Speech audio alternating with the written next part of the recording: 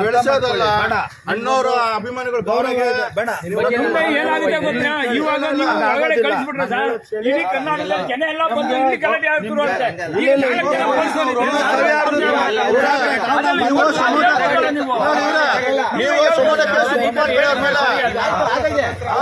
ತಗೊಬೇಕು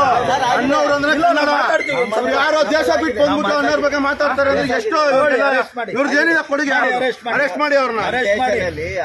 ಅರೆಸ್ಟ್ ಮಾಡ್ರಿ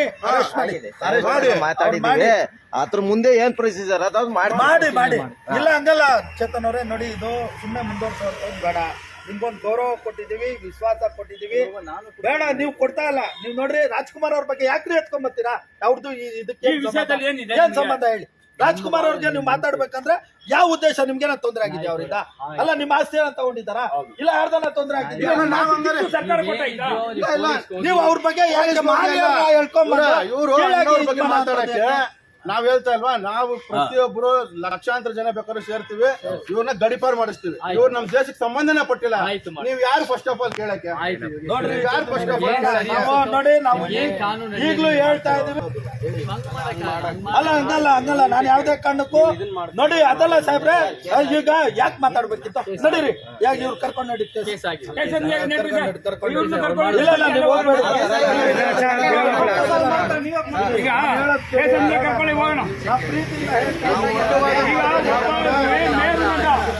ಕರ್ನಾಟಕದಲ್ಲಿ ಒಬ್ಬ ಹೆಸರಾಂತ ನಟನ ಬಗ್ಗೆ ಅಪರಾಧ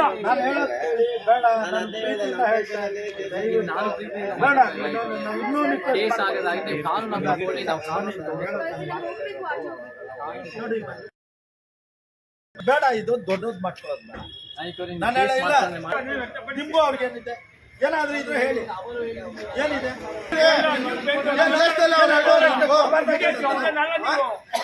ಅಲ್ಲ 2.5 ಎಕರೆ ಕೊಡಬಾರ್ದಾಗಿತ್ತು ಆಯ್ತು